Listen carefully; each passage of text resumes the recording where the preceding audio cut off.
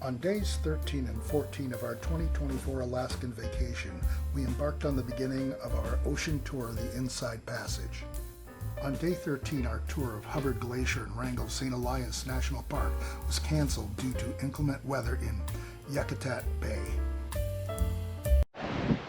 So this is a reminder for those of you that are planning on coming out to join me Glacier Bay, if you look for wildlife on the front bow, that yes, you're going to need a rain cover. Here we are going in towards the Hubbard Glacier. This is from our balcony.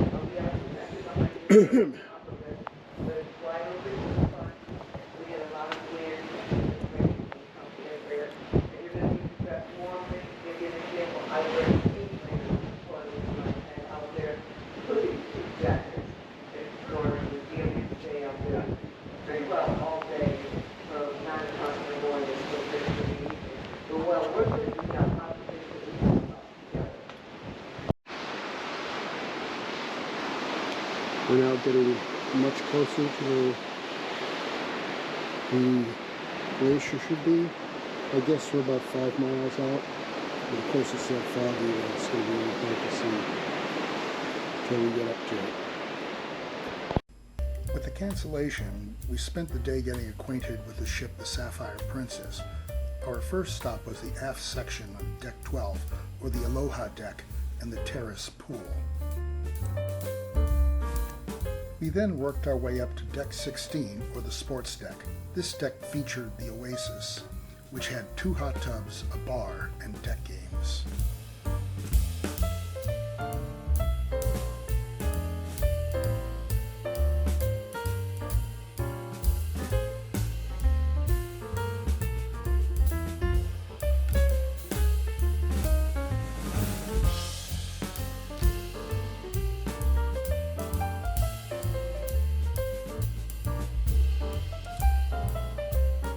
We then returned to our stateroom, Suite D208, on Deck 9, or the Dolphin Deck, where we relaxed on our balcony.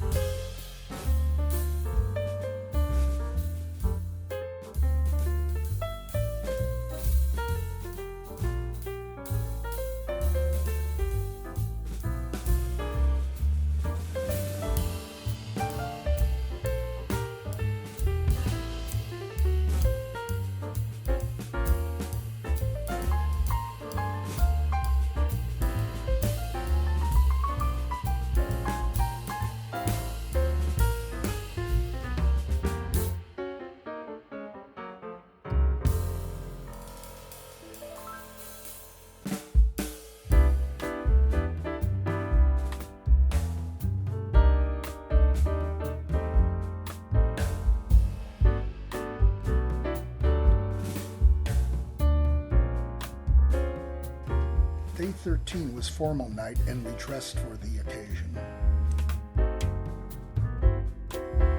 After dinner, we went to the Champagne Waterfall event, where the ship's captain and officers introduced themselves.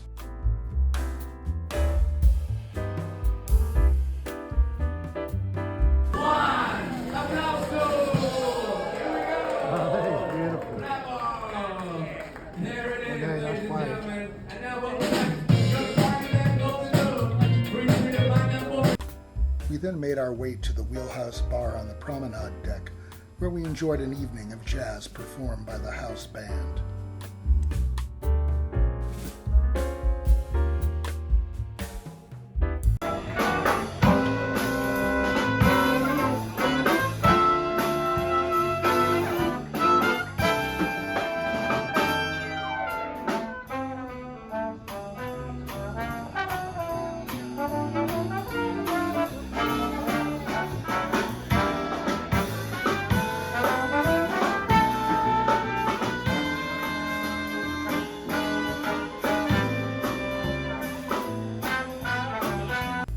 On day 14, we sailed into Glacier Bay to see Glacier Bay National Park and Preserve. Glacier Bay National Park and Preserve covers 3.3 million acres of rugged mountains, dynamic glaciers, temperate rainforest, wild coastlines, and deep sheltered fjords. It is renowned for its diverse ecosystems and abundant wildlife. Glacier Bay became a national monument in 1925, was later designated a national park and preserve in 1980.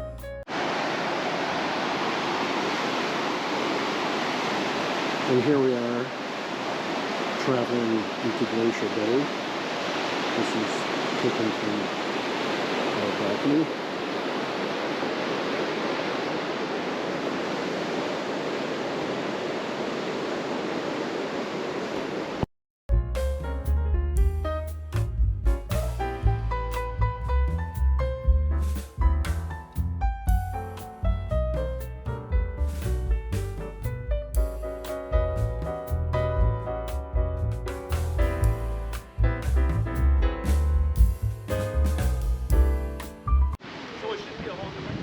And we're heading into the bay, going towards Glacier National Park. Glacier Bay National Park. They've already taken the rangers aboard, and we'll be seeing a presentation by them.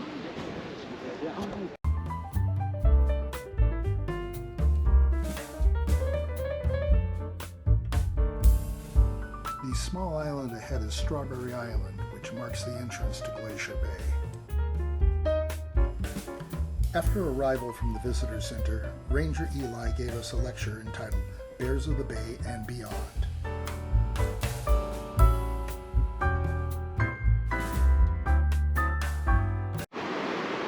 It's now around 10:30 in the morning, and we're heading out to the glacier. Probably get there about 12:15, I believe it said.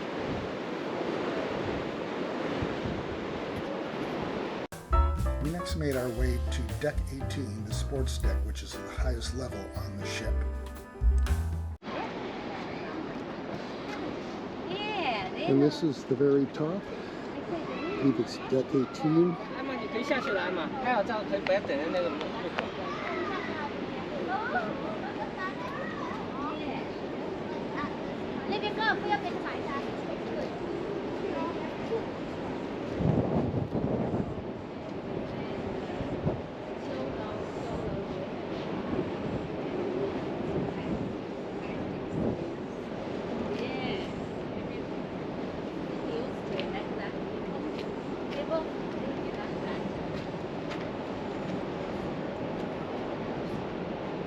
So from how high can we go?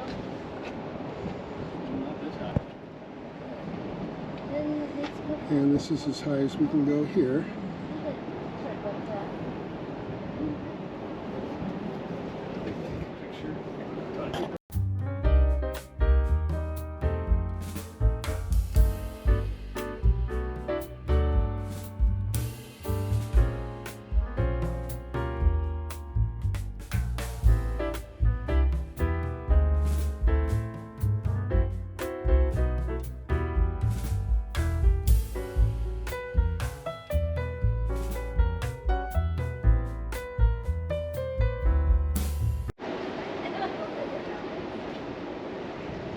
And here we have a view aft part of the ship.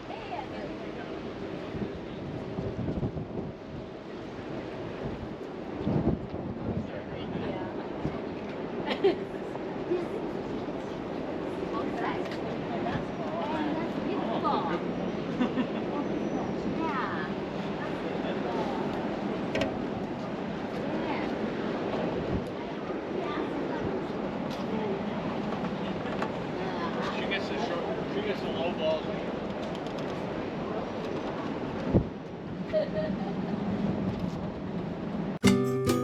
One of the first prominent peaks we saw was Mount Miriam, a 5,083-foot mountain summit. Although modest in elevation, relief is significant as the mountain rises up from tidewater in less than 3 miles.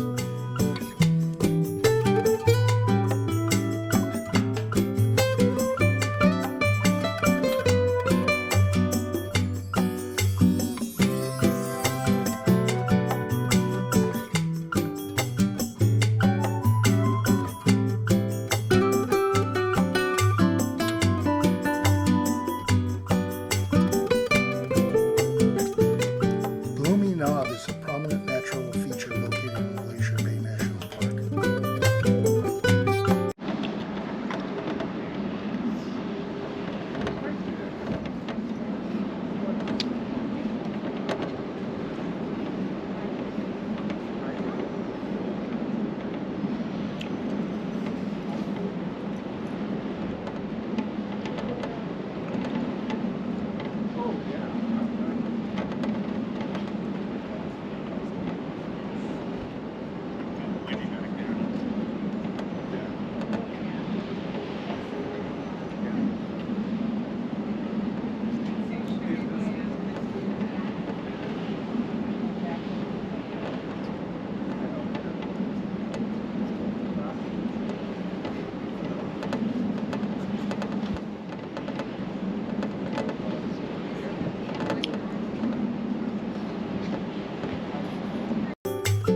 Knob exemplifies the many dynamic interactions of rock and water and the subsequent impacts on life. The rock of Gloomy Knob is primarily slightly metamorphosed limestone with high concentrations of dolomite, which contributes to the sparse vegetation.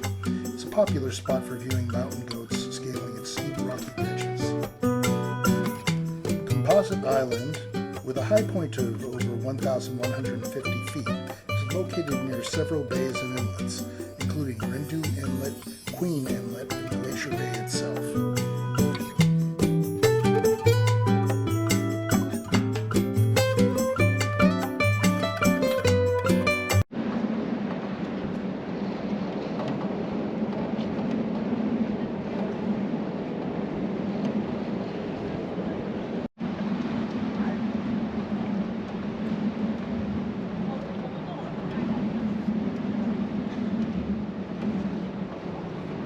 Where out there is a bear swimming. Hopefully I can see it once I get it home.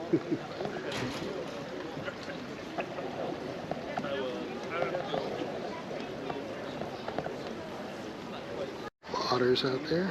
You see it? There's 3 otters out there. 4 of them. Yeah. 4. Here you can see a sea otter swimming on its back. Reed Glacier is an 11-mile-long glacier which flows from the Brady Icefield. Historically, it filled Reed Inlet, but has since retreated about 2 miles and is no longer considered tidewater except during extreme high tides. There's Reed Glacier. By controlling sea urchin populations, sea otters share California's unique thrive. Tar Inlet is a scenic fjord located in the west arm of Glacier Bay National Park. It is renowned for its stunning glacial landscape and opportunities to view diverse wildlife.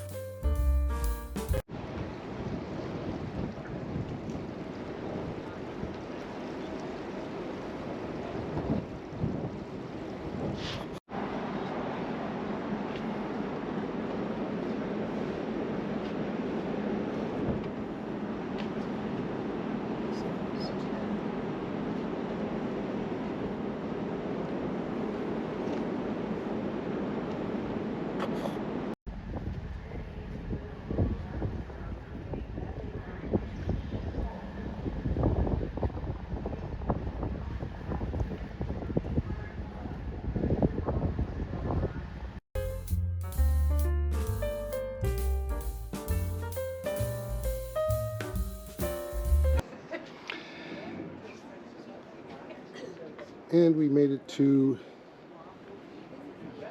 Madeline? No, I don't remember it.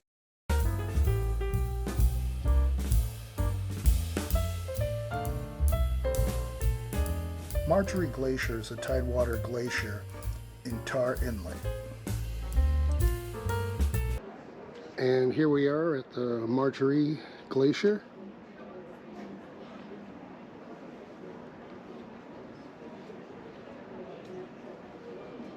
This is from our balcony.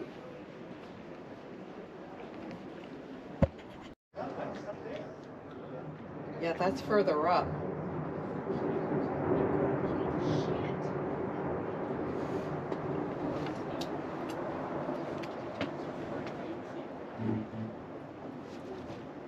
That was the sound of the glacier. How cool is that? Yeah.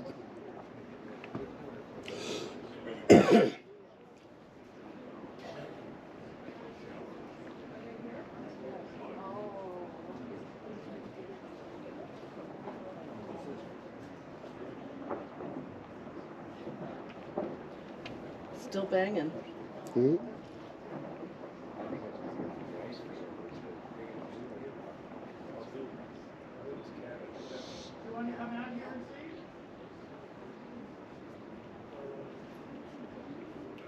Marjorie Glacier extends upstream for a length of 21 miles from Tar Inlet to its source on the southern slopes of Mount Root. The next three photographs allow a panoramic view of Tar Inlet. The middle shows Marjorie Glacier.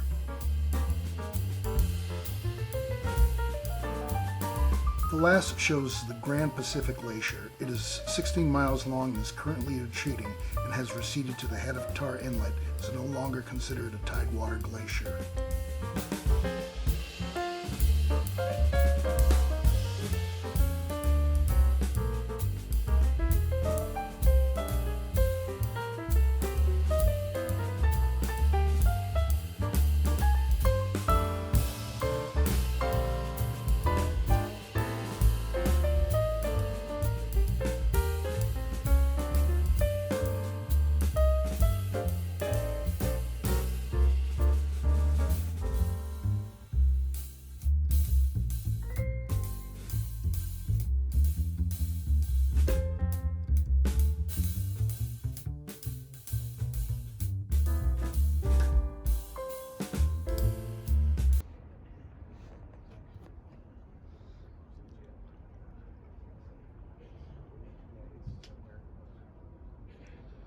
I've been hearing quite a bit of sound coming from the glacier, hoping that it might calve.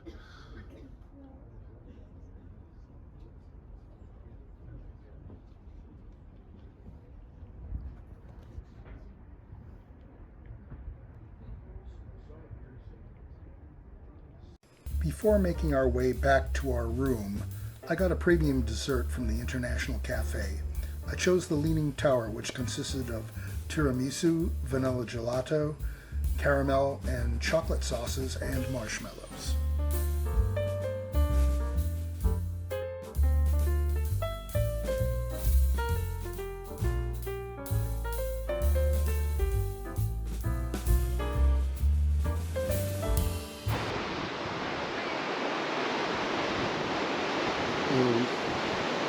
There's a lot of ice, mini icebergs kind of things happening along, probably from the same glacier we just saw.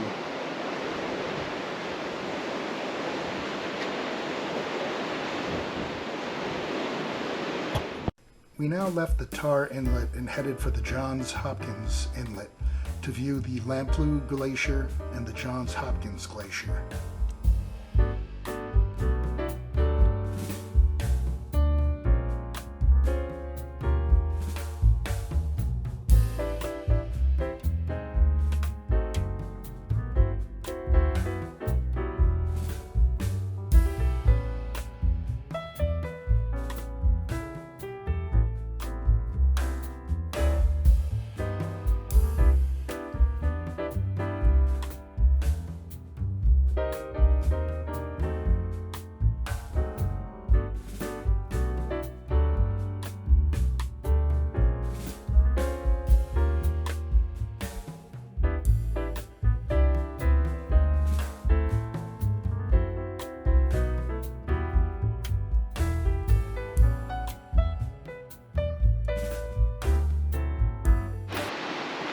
And we're now heading in to see Glacier,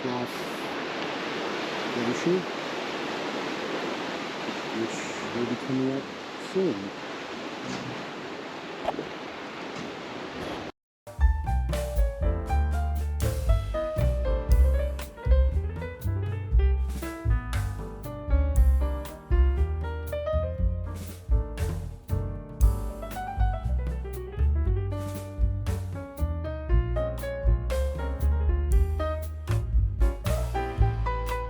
Upon entering the Johns Hopkins Inlet, we first came upon the Lamplugh Glacier. And here we're coming up to the next glacier, Lamplugh, I believe it's pronounced. And you can see it straight ahead there.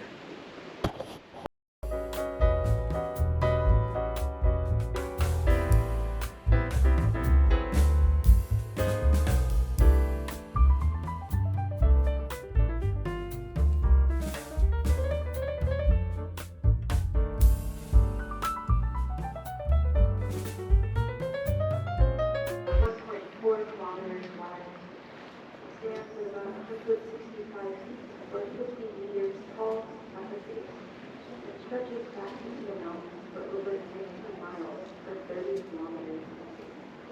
And through the positive reflection of the column into the blue, due to the striking blue color of its ice. But why exactly is the ice? The Lamplugh Glacier is an 8-mile-long glacier fed by the Brady Icefield. Its terminus is in Johns Hopkins Inlet. In 2016, a 3,900-foot mountainside collapsed onto the glacier, causing a landslide that dropped 120 million metric tons of rock and debris onto the glacier. The landslide left a 5.6-mile-long debris field on the glacier's surface.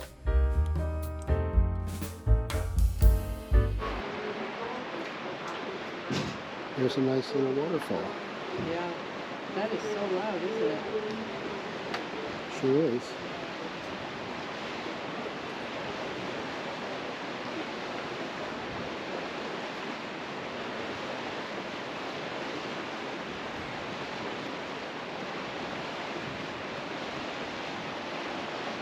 Here's looking back towards the glacier.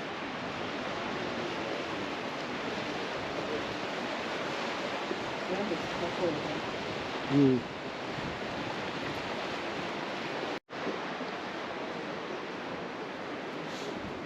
That's the Topeka Glacier up in the hills. It doesn't come all the way down to the water.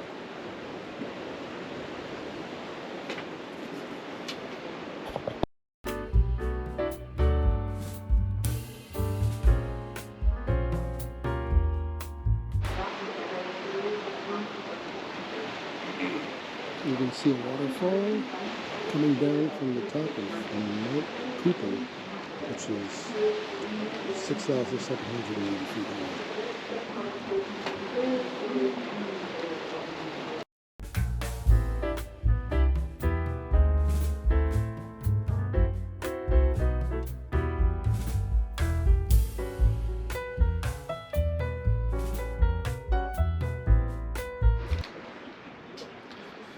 Oh, here comes the little glacier. Now here you can see Jaw Point going further into Johns Hopkins Inlet. There's a good-sized glacier there. That's straight in front of us right now is Johns Hopkins Glacier.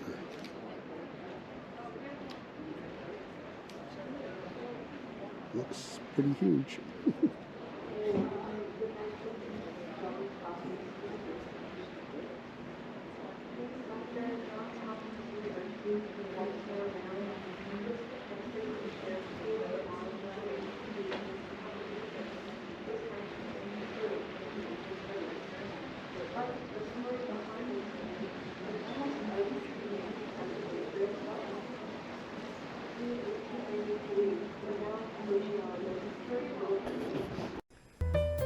The Johns Hopkins Glacier is a prominent tidewater glacier that is notable for being one of the few glaciers in the region that is advancing rather than retreating. begins on the east slopes of the Tuya Mountain and Mount Salzburg and trends east to the head of the Johns Hopkins Inlet. And now we're heading back down Glacier Bay. And we'll probably be leaving the park in a couple of hours. It's really fabulous. Fantabulous. Fabulous.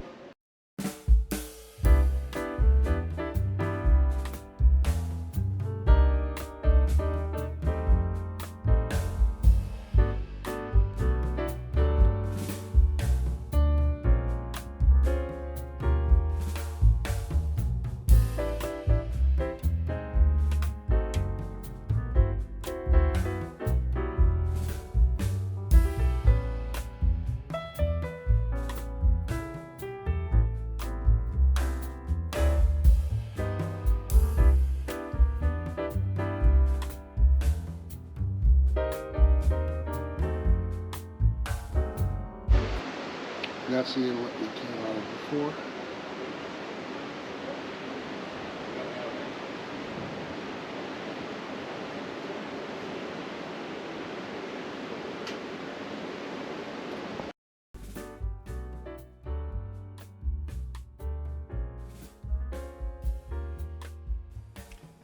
Mary and I would like to thank you for watching days 13 and 14 of our 2024 Alaskan vacation. We hope you'll join us for day 15, where we dock in Skagway and take a Yukon Territory adventure, returning via the White Pass Scenic Railroad.